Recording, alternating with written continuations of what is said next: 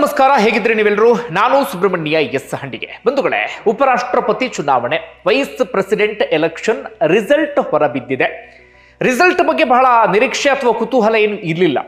ನಿರೀಕ್ಷೆಗೆ ಉಲ್ಟಾ ಎನ್ನುವ ರೀತಿಯಲ್ಲಿ ರಿಸಲ್ಟ್ ಬಂದಿದ್ರೆ ಅದು ರಾಷ್ಟ್ರ ರಾಜಕಾರಣದಲ್ಲಿ ದೊಡ್ಡ ಮಟ್ಟಿಗಿನ ಸಂಚಲನವನ್ನೇ ಸೃಷ್ಟಿ ಮಾಡ್ತಾ ಇತ್ತು. ಮೊದಲ ರಿಸಲ್ಟ್ ಗೊತ್ತಿತ್ತು, NDA ಅಭ್ಯರ್ಥಿ ಗೆಲುವನ್ನು ಸಾಧಿಸ್ತಾರೆ ಅಂತ ಹೇಳಿ. ಅದೇ ಪ್ರಕಾರವಾಗಿ NDA ಅಭ್ಯರ್ಥಿ ಭರ್ಜರಿ ಗೆಲುವನ್ನು ಸಾಧಿಸಿದ್ದಾರೆ.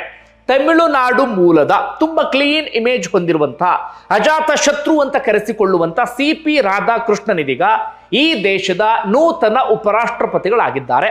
ಜೊತೆಗೆ ರಾಜ್ಯಸಭೆಯ ಸ್ಪೀಕರ್ ಕೂಡ ಆಗಿರ್ತಾರೆ. ಇದು ಇವತ್ತು ಬಂದಂತ ರಿಸಲ್ಟ್. ಅದರ ಆಚೆಗೂ ಕೂಡ ಚುನಾವಣೆ ಬಹಳ ಕುತೂಹಲ ಕೆರಳಿಸಿತ್ತು. ಇಲ್ಲಿ ಒಂದಷ್ಟು ಇಂಟ್ರೆಸ್ಟಿಂಗ್ ಸಂಗತಿಗಳಿದೆ, ನಾವು ನೀವೆಲ್ಲರೂ ಕೂಡ ಗಮನಿಸಲೇಬೇಕಾಗಿರುವಂತ ವಿಚಾರ ಇದು.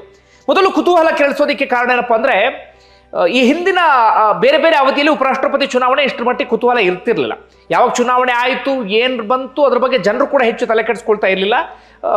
ಅದ್ರ ಪಾಡಿಗೆ ಅದು ಆಗಿ ಹೋಗ್ತಾ ಇತ್ತು. ಆದ್ರೆ ಈ ಬಾರಿ ಏನಾಗಿತ್ತು ಅಂದ್ರೆ, ಉಪರಾಷ್ಟ್ರಪತಿಗಳಾಗಿದ್ದಂಥ ಜಗದೀಪ್ ಧನ್ಕರ್ ಸದಾಕಾಲ ಸುದ್ದಿಯಲ್ಲಿ ಇರ್ತಾ ಇದ್ರು. ಹೀಗಾಗಿ ಉಪರಾಷ್ಟ್ರಪತಿಗಳು ಯಾರು ಅಂದ್ರೆ ನಮಗೆ ಥಟ್ ಅಂತ ಹೆಸರು ನೆನಪಾಗ್ತಿತ್ತು. ಯಾಕೆ ಈ ಮಾತನ್ನು ಹೇಳ್ತಿದ್ದೇನೆ ಅಂದ್ರೆ, ಈ ಹಿಂದೆ ತುಂಬಾ ಸಂದರ್ಭದಲ್ಲಿ ಉಪರಾಷ್ಟ್ರಪತಿಗಳು ಯಾರು ಅಂತ ದಿಢೀರ್ ಯಾರಾದ್ರೂ ಪ್ರಶ್ನೆ ಮಾಡಿದ್ರೆ ಹೆಸರೇ ಗೊತ್ತಾಗ್ತಾ ಇರಲಿಲ್ಲ.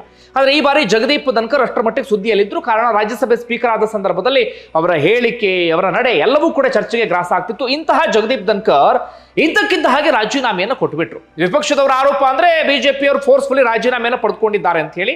ಒಟ್ಟಾರೆಯಾಗಿ ಇವರು ರಾಜೀನಾಮೆಗೆ ಸಂಬಂಧಪಟ್ಟ ಹಾಗೆ ಇಲ್ಲಿವರೆಗೂ ಕೂಡ ಕ್ಲಾರಿಟಿ ಸಿಕ್ಕಿಲ್ಲ ಬಿಡಿ. ಹೀಗಾಗಿ ಅವರಿಂದ ತೆರವಾಗ್ತಿರುವ ಸ್ಥಾನ ಎನ್ನುವ ಕಾರಣಕ್ಕೆ ಕುತೂಹಲ ಮೂಡಿಸಿತ್ತು.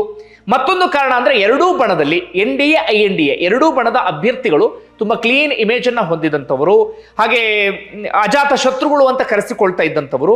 ಹೀಗಾಗಿ ಇದು ಎರಡು ಬಣದ ಫೈಟ್ ಅನ್ನೋಕ್ಕಿಂತ ಒಂದು ಸೈದ್ಧಾಂತಿಕ ಸಂಘರ್ಷ ಎನ್ನುವ ರೀತಿಯಲ್ಲೂ ಕೂಡ ಪರಿಗಣಿಸಿತ್ತು. ಆ ಕಾರಣಕ್ಕೆ ಕುತೂಹಲ ಇತ್ತು. ಅದರ ಆಚೆಗೆ ಕುತೂಹಲದ ಸಂಗತಿ ಏನಪ್ಪಾ ಅಂದ್ರೆ, ಅರ್ಥ ಮಾಡ್ಕೊಳ್ಳಿ, ಏನಾಗುತ್ತೆ ಅಂದ್ರೆ, ಇಲ್ಲಿ ಎರಡೂ ಬಣದಲ್ಲೂ ಕೂಡ ನಮಗೆ ಇಂತಿಷ್ಟೇ ವೋಟ್ ಬರುತ್ತೆ ಅನ್ನೋದು ಅವ್ರಿಗೆ ಮೊದಲೇ ಗೊತ್ತಿರುತ್ತೆ. ಈಗ INDA ಬಣದಲ್ಲಿ ನಮಗೆ ಇಂತಿಷ್ಟು ಓಟು, NDA ಬಣದಲ್ಲಿ ಇಂತಿಷ್ಟು ಓಟು. ಅದರ ಆಚೆಗೆ ಯಾವ ಬಣದಲ್ಲೂ ಗುರುತಿಸಿಕೊಳ್ಳದೇ ಇರಲ್ಲ ಒಂದಷ್ಟು ಜನ. ಅವ್ರೇನಾದ್ರೂ ವೋಟ್ ಮಾಡ್ತೀವಿ ಅಂದ್ರೆ ಮೊದಲೇ ಬಹಿರಂಗವಾಗಿ ಅವ್ರು ಹೇಳಿರ್ತಾರೆ.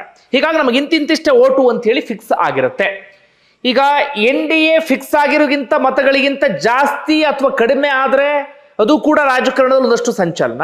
ಈ ಕಡೆ INDA ಬಣದಲ್ಲೂ ಕೂಡ ಹಾಗೆ ಆಗಬಿಡುತ್ತೆ. ಉದಾಹರಣೆಗೆ INDA ಬಣದಲ್ಲಿ ನಮಗೊಂದು 300 ಓಟ್ ಬರುತ್ತೆ ಅಂತ ಅವ್ರು ಅಂದ್ಕೊಂಡಿರ್ತಾರೆ ಅಂತ ಇಟ್ಕೊಳ್ಳಿ. ಒಂದು 15 ಓಟ್ ಕಡಿಮೆ ಆಯ್ತು ಅಂತ ಆದ್ರೆ ಅದೊಂದು ರೀತಿಯಲ್ಲಿ ಹಿನ್ನಡೆ ಅಂತ ಕರೆಸ್ಕೊಳ್ಳುತ್ತೆ, ಅಥವಾ ಮುಖಭಂಗ ಎನ್ನುವ ರೀತಿಯಲ್ಲಿ ಆಗಿಬಿಡುತ್ತೆ. ಸಣ್ಣ ಮಟ್ಟಿಗೆ ಪಕ್ಷದಲ್ಲಿ ಅಥವಾ ಬಣದಲ್ಲಿ ಒಂದು ರೀತಿಯಲ್ಲಿ ಸಮಸ್ಯೆ ಉಂಟಾಗ್ಬಿಡುತ್ತೆ. ಈಗ INDA ಬಣಕ್ಕೂ ಕೂಡ ಅದೇ ಆಗಿದೆ. ಒಂದು ರೀತಿಯಲ್ಲಿ ಹಿನ್ನಡೆ ಅಂದ್ರೂ ಕೂಡ ತಪ್ಪಾಗ್ಲಿಕ್ಕಿಲ್ಲ. ಯಾವ ಕಾರಣಕ್ಕಾಗಿ, ರಿಸಲ್ಟ್ ಅನ್ನ ಮೊದಲಿಗೆ ಗಮನಿಸ್ತಾ ಹೋಗೋಣ. ಅದಾದ ಬಳಿಕ ಈ ಎಲೆಕ್ಷನ್ ಹೇಗೆ ನಡೆಯುತ್ತೆ ಏನು ಎತ್ತ ಅಂತ ಹೇಳ್ತಾ ಹೋಗ್ತೀನಿ. ಬಂಧುಗಳು, ಇಲ್ಲಿ ಜನ ವೋಟ್ ಮಾಡೋದಿಲ್ಲ, ಜನರಿಂದ ಸೆಲೆಕ್ಟ್ ಆದಂತ ಸಂಸದರು ಇಲ್ಲಿ ವೋಟ್ ಮಾಡ್ತಾರೆ. ರಾಜ್ಯಸಭಾ ಮೆಂಬರ್, ಅದೇ ರೀತಿಯಾಗಿ ಲೋಕಸಭಾ ಮೆಂಬರ್. ಒಟ್ಟಾರೆಯಾಗಿ 781 ಮಂದಿ ಮತವನ್ನ ಚಲಾಯಿಸುವಂತ ಹಕ್ಕನ್ನ ಹೊಂದಿದ್ರು. ಅದರಲ್ಲಿ 767 ಮಂದಿ ಮಾತ್ರ ವೋಟ್ ಮಾಡಿದ್ದಾರೆ. ಇನ್ನುಳಿದಂಥವ್ರು ಮೊದಲೇ ಚುನಾವಣೆಯನ್ನು ಬಹಿಷ್ಕರಿಸಿದ್ರು. ಈ BRS ಪಕ್ಷದವರು, BJD ಅವರು ನಾವು ವೋಟ್ ಮಾಡಲ್ಲ ರೀ ಅಂತ ಮೊದಲೇ ಹೇಳಿದ್ರು. ಅವ್ರದ್ದೇ ಆದಂಥ ಕಾರಣಗಳನ್ನು ಕೊಟ್ಬಿಟ್ಟಿದ್ರು. ಅವರು ಚುನಾವಣೆಯಿಂದ ದೂರನೇ ಉಳಿದಿದ್ರು ಬಿಡಿ. 760, ಇದು ಬಹಳ ಕುತೂಹಲ ಇದೆ, ಕೇಳಿಸ್ಕೊಳ್ಳಿ. 767 ಮಂದಿ ವೋಟ್ ಮಾಡಿದ್ರಲ್ಲ, ಅದರಲ್ಲಿ ವ್ಯಾಲಿಡ್ ಅಂತ ಅನ್ಸ್ಕೊಂಡಿದ್ದು ಎಷ್ಟು ಗೊತ್ತಾ? 752 ಮಾತ್ರ. ಇನ್ನುಳಿದಂತ ಇನ್ನೆಷ್ಟು ಉಳಿಯಿತು? ಒಂದು 15 ಮತ ಉಳಿಯುತ್ತಲ್ಲ, ಅವೆಲ್ಲವೂ ಕೂಡ ಇನ್ವ್ಯಾಲಿಡ್ ಅಂತ ಅನ್ಸ್ಕೊಂಡು ಬಿಟ್ಟಿದೆ. ಯಾವ ಕಾರಣಕ್ಕಾಗಿ ಹೇಳಿ? ಸಂಸದರಿಗೆ ವೋಟ್ ಮಾಡಕ್ಕೆ ಬಂದಿಲ್ಲ. ವೋಟು ಬ್ಯಾಲೆಟ್ ಪೇಪರ್ ಮಾಡೋದಿದು, EVM ಮಷೀನ್ ಅಲ್ಲಲ್ಲ. ಆದ್ರೆ ಬ್ಯಾಲೆಟ್ ಪೇಪರ್ಲಿ ಇವ್ರಿಗೆ ವೋಟ್ ಮಾಡಕ್ ಬಂದಿಲ್ಲ. ಇನ್ನೂ ಇಂಟ್ರೆಸ್ಟಿಂಗ್ ಸಂಗತಿ ಅಂದ್ರೆ, ಮೊದಲೇ ಇವ್ರಿಗೆ ಟ್ರೈನಿಂಗ್ ಕೊಟ್ಟಿರ್ತಾರೆ, ಹೆಂಗ್ ವೋಟ್ ಮಾಡ್ಬೇಕು ನೀವು ಅಂತ ಹೇಳಿ. ಆ ಟ್ರೈನಿಂಗ್ ನಲ್ಲೂ ಕೂಡ ಇವ್ರು ಭಾಗಿಯಾಗಿರ್ತಾರೆ. ಟ್ರೈನಿಂಗ್ ತಗೊಂಡು ಇವ್ರಿಗೆ ವೋಟ್ ಮಾಡಕ್ ಬಂದಿಲ್ಲ. ಅವರು ವೋಟ್ ವ್ಯಾಲಿಡ್ ಅಂತ ಅನ್ಸ್ಕೊಂಡಿಲ್ಲ. ನನಗೆ ಅಚ್ಚರಿಯ ಸಂಗತಿ ಏನಪ್ಪಾ ಅಂದ್ರೆ, ವೋಟ್ ಮಾಡಕ್ ಬರದೇ ಇರುವಂಥವ್ರು, ತಮ್ಮ ಓಟನ್ನ ಕ್ಯಾಸ್ಟ್ ಮಾಡೋದಕ್ಕೆ ಬರದೇ ಇರುವಂಥವ್ರು ಇವ್ರು ಹೇಗೆ ಸಂಸದರ ಕೆಲಸ ಮಾಡ್ತಾರೆ ಅಂತ. ಅಷ್ಟೆಲ್ಲ ಟ್ರೈನಿಂಗ್ ಕೊಟ್ಟು ಒಂದು ಲೋಕಸಭಾ ಕ್ಷೇತ್ರವನ್ನ ಪ್ರತಿನಿಧಿಸುವಂಥವರಿಗೆ ವೋಟ್ ಮಾಡಕ್ ಬಂದಿಲ್ಲ ಬಿಡಿ, ಹೋಗ್ಲಿ ಬಿಡಿ. ಒಟ್ಟಾರೆಯಾಗಿ ಕೊನೆಗೆ ಇದಾಗಿದ್ದು 752 ಮತ. ಅದರಲ್ಲಿ NDA ಅಭ್ಯರ್ಥಿ ಆಗಿರುವಂತಹ CP ರಾಧಾಕೃಷ್ಣನ್ 452 ಮತಗಳನ್ನ ಪಡೆದುಕೊಂಡಿದ್ರೆ, INDA ಬಣದ ಸುದರ್ಶನ್ ರೆಡ್ಡಿ 300 ಮತಗಳಿಗೆ ಸೀಮಿತ ಆಗಿಬಿಟ್ರು. ಕಳೆದ ಚುನಾವಣೆಗೆ ಹೋಲಿಸ್ಕೊಂಡ್ರೆ ಒಂದು ರೀತಿಯಲ್ಲಿ ಜಾಸ್ತಿ. ಕಳೆದ ಚುನಾವಣೆ ಯಾರು ಜಗದೀಪ್ ಧನ್ಕರ್, ಮಾರ್ಗರೆಟ್ ಆಳ್ವಾ ಇದ್ರು. ಆಗ ಜಗದೀಪ್ ಧನ್ಕರ್ಗೆ 500+ ಹೋಗ್ಬಿಟ್ಟಿತ್ತು. ಇವರು 200 ಆಸುಪಾಸಲ್ಲಿದ್ರು. INDA ಒಂದು 26% ತೆಗೆದುಕೊಂಡಿತ್ತು. ಆದರೆ ಈ ಬಾರಿ 40% ಈ ಸಂಸದರು ಅವ್ರ ಕಡೆ ಜಾಸ್ತಿ ಇದ್ದಾರೆ. ಆದರೆ ಇಲ್ಲಿ ನಾವು ಗಮನಿಸಬೇಕಾಗಿರುವಂತ ಸಂಗತಿ ಏನಪ್ಪಾ ಅಂದ್ರೆ, ಈ NDA ಬಣದಲ್ಲಿ ಒಂದು 435-36 ಇಷ್ಟು ಬರಬಹುದು ಅಂತ ಅವ್ರು ನಿರೀಕ್ಷೆಯನ್ನ ಮಾಡಿದ್ರು. ಆದ್ರೆ ಅವರ ನಿರೀಕ್ಷೆಗಿಂತ ಒಂದು 14-15 ವೋಟ್ ಜಾಸ್ತಿ ಬಂದುಬಿಟ್ಟಿದೆ, 452. ಈಗ ಇರುವಂತ ಪ್ರಶ್ನೆ ಅಂದ್ರೆ ಆ 15 ವೋಟ್ ಎಲ್ಲಿಂದ ಬಂತು ಅಂದ್ರೆ ಈ INDA ಬಣದಿಂದಲೇ ಬಂತು. ಅಂದ್ರೆ INDA ಬಣದಲ್ಲಿ ಒಂದಷ್ಟು ಮಂದಿ ಕ್ರಾಸ್ ವೋಟಿಂಗ್ ಮಾಡಿದ್ದಾರೆ, ಅಡ್ಡ ಮತದಾನ. ನಮ್ಮಲ್ಲಿ ರಾಜ್ಯಸಭಾ ಚುನಾವಣೆಯಲ್ಲಿ ಹಿಂದೆ 8 ಜನ ಅನ್ಸುತ್ತೆ, ಈ ಜಮೀರ್ ಅಹಮದ್ ಇವರೆಲ್ಲರೂ ಅಡ್ಡ ಮತದಾನ ಮಾಡಿದ್ರು ನೋಡಿ. ಚೆಲುವರಾಯಸ್ವಾಮಿ ಏನು ಸಾಕಷ್ಟು ಜನ ಇದ್ರು, 8 ಜನ ಅಡ್ಡ ಮತದಾನ ಮಾಡಿ ರಾಜ್ಯ ರಾಜಕಾರಣದಲ್ಲಿ ಸಂಚಲನವನ್ನೇ ಮೂಡಿಸ್ಬಿಟ್ಟಿದ್ರು. ರಾಜ್ಯಸಭಾ ಚುನಾವಣೆಯಲ್ಲಿ ಅಡ್ಡ ಮತದಾನ ಅಂದ್ರೆ ಅಷ್ಟರ ಮಟ್ಟಿಗೆ ಇಂಪ್ಯಾಕ್ಟ್ ಆಗಿಬಿಡುತ್ತೆ. ದೊಡ್ಡ ಸಂಖ್ಯೆಯಲ್ಲಿ ಅಡ್ಡ ಮತದಾನ ಏನಾದ್ರು ಮಾಡಿಬಿಟ್ರೆ, ಇಲ್ಲೂ ಏನಾದರೂ ಹಾಗೆ ಆಗಿದ್ರೆ ಬಹಳ ದೊಡ್ಡ ಸಂಚಲನ ಮೂಡಿಸ್ತಾ ಇತ್ತು. ಅಂದ್ರೆ ಅಪ್ಪಿತಪ್ಪಿ INDA ಅಭ್ಯರ್ಥಿ ಏನಾದ್ರು ಗೆಲುವನ್ನು ಸಾಧಿಸಿದ್ರೆ, ಹಾಗಾಗ್ಲಿಲ್ಲ. ಆದ್ರೆ ಇಲ್ಲಿ ಏನಾಗ್ಬಿಡ್ತು ಅಂದ್ರೆ INDA ಬಣದಿಂದಲೇ ಕ್ರಾಸ್ ವೋಟಿಂಗ್ ಆಗಿದೆ. ಯಾರು ಏನು ಎತ್ತ ಅಂತ ಗೊತ್ತಿಲ್ಲ. ಸದ್ಯಕ್ಕೆ ಕ್ರಾಸ್ ವೋಟಿಂಗ್ ನ ಶಂಕೆ ಸ್ವಲ್ಪ ಹೊತ್ತಿಗೆ ಅದಕ್ಕೆ ಸಂಬಂಧಪಟ್ಟ ಹಾಗೆ ಕ್ಲಿಯರ್ ಪಿಕ್ಚರ್ ಸಿಗಬಹುದು. INDA ಬಣದಲ್ಲಿ ಏನಾಗಿತ್ತು ಅಂದ್ರೆ ಅವರು 315 ವೋಟಿನ ನಿರೀಕ್ಷೆಯಲ್ಲಿದ್ರು, ಆದ್ರೆ ಅವರಿಗೆ ಬಂದಿದ್ದು ಕೇವಲ 300 ವೋಟು ಮಾತ್ರ. ಇನ್ನುಳಿದಂಥವರು ಸೀದಾ NDA ಬಣದ ಅಭ್ಯರ್ಥಿಗೆ ವೋಟನ್ನು ಚಲಾಯಿಸಿದ್ದಾರೆ. ಕಾರಣಗಳು ನೂರಾರು ಇರಬಹುದು. NDA ಅಭ್ಯರ್ಥಿ ಒಳ್ಳೆ ಅಭ್ಯರ್ಥಿ ಅನ್ನೋದು ಅವ್ರ ಮನಸ್ಸಲ್ಲಿರಬಹುದು, ಅಥವಾ NDA ಬಣದ ಮೇಲೆ ಅವರಿಗೆ ಅಸಮಾಧಾನ ಇರಬಹುದು, ಇನ್ನು ಬೇರೆ ಯಾವ ಕಾರಣಗಳಿಗೆ ಆಗಬೇಕಾದ್ರೂ ವೋಟ್ ಚಲಾಯಿಸಿರ್ಬೋದು. ಅದರ ಕ್ರಾಸ್ ವೋಟಿಂಗ್ ಅಂದಾಗ ಸಹಜವಾಗಿ ರಾಜಕಾರಣದಲ್ಲಿ ದೊಡ್ಡ ಮಟ್ಟಿಗೆ ಚರ್ಚೆ ಆಗುತ್ತೆ. ಈಗಲೂ ಕೂಡ ಚರ್ಚೆ ಎಲ್ಲವೂ ಕೂಡ ಆರಂಭ ಆಗಿದೆ.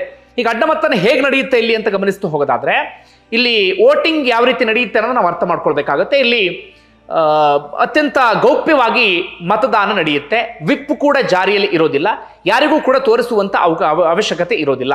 ವಿಪ್ ಕೂಡ ಇರೋದಿಲ್ಲ, ಜೊತೆಗೆ ಗೌಪ್ಯ ಮತದಾನ ನಡೆಯುತ್ತೆ. ಹೀಗಾಗಿ ಯಾರಿಗೆ ವೋಟ್ ಮಾಡಿದ್ರು ಅನ್ನೋದು ತಕ್ಷಣಕ್ಕೆ ಗೊತ್ತೂ ಕೂಡ ಆಗೋದಿಲ್ಲ. ಅದಾದ ಬಳಿಕ ಅವರು ಒಂದು ಸಭೆಗೆ ಅಂತ ಮಾಡಿ ಕ್ಲಾರಿಫೈ ತಗೊಳ್ತಾರೆ. ಅದಾದ ನಂತರ ಯಾರ್ಯಾರು ಸಂಸದರು ಎನ್ನುವಂತ ವಿಚಾರ ಗೊತ್ತಾಗುತ್ತೆ. ಸದ್ಯಕ್ಕೆ ಅಡ್ಡ ಮತದಾನ ಸದ್ದು ಮಾಡ್ತಾ ಇದೆ. ಸ್ವಲ್ಪ ಹೊತ್ತಿನ ನಮ್ಮ ಕ್ಲಾರಿಟಿ ಸಿಗಬಹುದು ಏನು ಎತ್ತ ಅಂತೇಳಿ. ಸದ್ಯಕ್ಕೆ ಈ ವಿಚಾರ ಚರ್ಚೆಯಲ್ಲಿದೆ. ಈಗ ಉಪರಾಷ್ಟ್ರಪತಿಗಳ ಆಯ್ಕೆಗೆ ಸಂಬಂಧಪಟ್ಟ ಗಮನಿಸ್ತು ಹೋಗೋಣ, ಯಾರು ಏನು ಎತ್ತ ಅಂತ ಹೇಳಿ. ಸುದರ್ಶನ್ ರೆಡ್ಡಿ INDA ಬಣದಿಂದ ಅಭ್ಯರ್ಥಿಯಾಗಿದ್ರು. ಯಾವುದೇ ರಾಜಕೀಯ ಹಿನ್ನೆಲೆ ಅವರಿಗೆ ಇರಲಿಲ್ಲ. ಸುಪ್ರೀಂ ಕೋರ್ಟ್ನ ನ್ಯಾಯಾಧೀಶರಾಗಿ ಕೆಲಸವನ್ನ ಮಾಡಿದಂಥವರು, ಅದಕ್ಕೂ ಮುನ್ನ ಬೇರೆ ಬೇರೆ ಹೈಕೋರ್ಟ್ಗಳಲ್ಲೂ ಕೂಡ ಕೆಲಸವನ್ನ ಮಾಡಿದಂಥವ್ರು. ಮೂಲತಃ ತೆಲಂಗಾಣದವರು ಸುದರ್ಶನ್ ರೆಡ್ಡಿ. 2010 ಅವರು ನಿವೃತ್ತರಾಗಿದ್ರು.